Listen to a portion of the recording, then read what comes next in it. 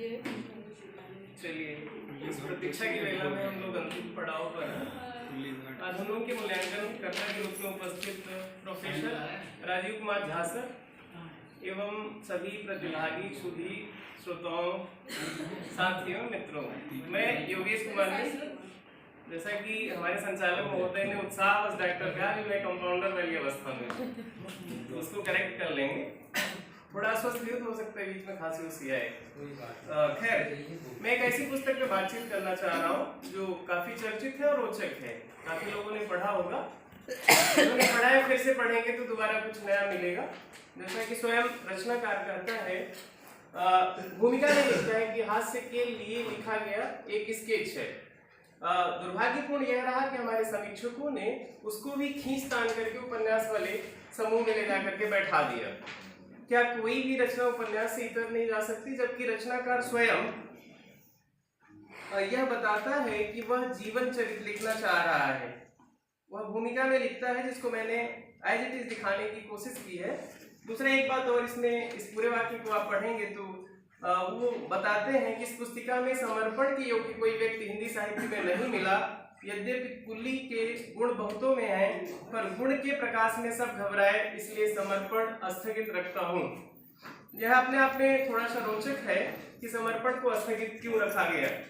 दूसरा, मैं पीडीएफ ही दिखाना चाह रहा हूँ, उसमें मैंने अंडरलाइन भी किया है कि उनके परिचय के साथ मेरा अपना परिचय भी आया है, और मुझे लगता है कि निराला जी का ज्यादा परिचय आ गया। तो अगर इसका नाम कुल्ली भाट नहीं होता तो यह निराला की जीवनी हो जाती। जो लोग पढ़े हैं इससे सहमत होंगे। पथवारी दीन भट्ट कुल्ली का वास्तविक नाम है, और वो निराला के ससुराल डलमऊ के रहने वाले थे। एक व्यक्ति, तो मैं फिर से आपका ध्यान आकृष्ट करूं, जो आलोचक रहे इसको पिकारेस्ट उपन्यास घोषित करते हैं। पिकारेस्ट उपन्यास की परिभाषा में बताया गया है कि निम्न सामाजिक वर्ग का दुष्ट नायक, लेकिन आकर्षक। दुष्ट तो हो, लेकिन कैसा हो? आकर्षक हो। तो कुली उसी प्रकार के एक नायक हैं जो अपने आप में हिंदी साहित्य में अलग स्थान के अधिकारी हैं।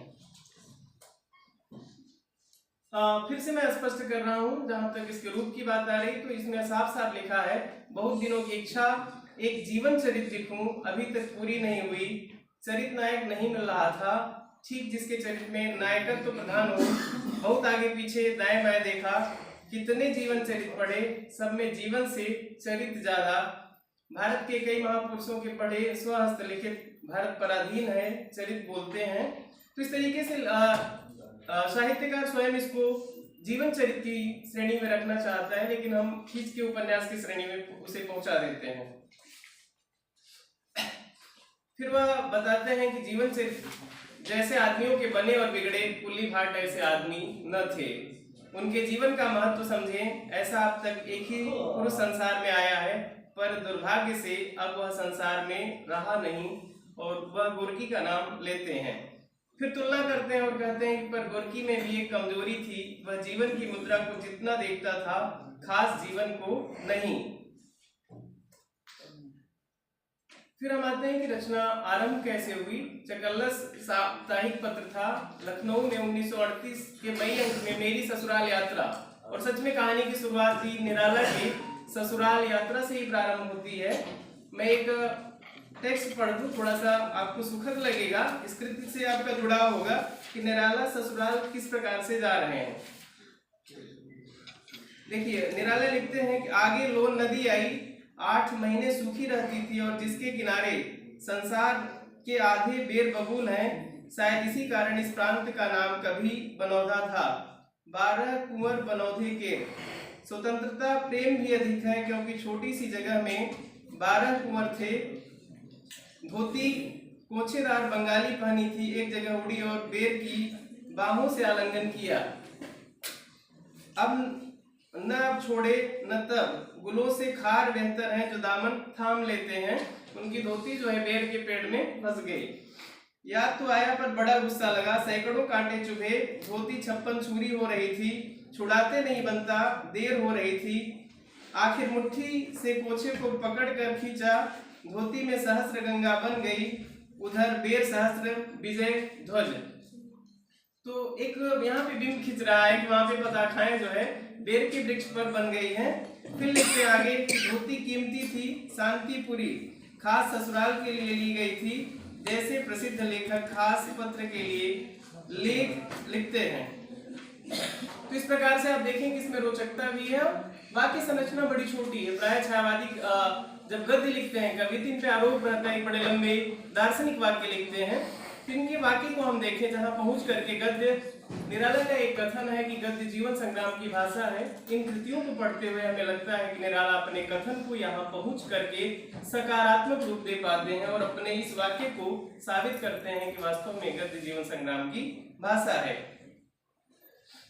तो इसकी विधा पे हमको पुनर्विचार करने की आवश्यकता बनी हुई है।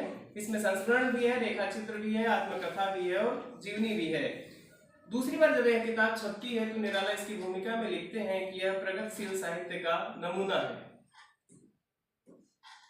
कई पक्षों पर मैंने खासकर एक पक्ष, खासकर 1939 में यह किताब पहली बार प्रकाश में आती है और इसमें शिक्षा के बारे में जो चिंतन किया गया है, क्योंकि समय हमारे पास समय की अपनी मर्यादा है, 5 मिनट में अपनी बात रखनी, मैं केवल एक पक्ष उठाया हूं कि वह व्यक्ति जो दुष्ट नायक था, निराला खुली भाट में कमजोरी है। दुष्ट नायक इसलिए कहा जा रहा है उनको क्योंकि वह समलैंगिक व्यक्ति हैं, लेकिन वह व्यक्ति बाद में कांग्रेस ज्वाइन करता है और एक बड़ा समाज सेवक बनता है। तो सारे लोग उनके आगे पीछे टहलते हैं। उसी बीच उनका एक नेक कार्य जिसको मैंने रेखांकित किया है, निराला से बताते हैं कुल्ली की मैंने एक अछूतों के लिए पाठशाला खोली है, और यहाँ पर मैं उस पूरे वाक्य को पढ़ना चाहूंगा। वो लिखते हैं कि कुल्ली की पाठशाला में पहुंचकर निराला ने जो देखा उसकी अभिव्यक्ति करते हुए उनकी कलम करुणार्थ हो गई है। वे लिखते हैं, यहाँ से निराला का वाक्य शुरू है, बिल्कुल प्राचीन तपोवन का दृश्य, उनके कुछ अभिभावक भी आए हैं, दोनों में फूल लिए हुए हैं मुझे भेंट करने के लिए। इनकी ओर कभी किसी ने नहीं देखा, ये पुष्ट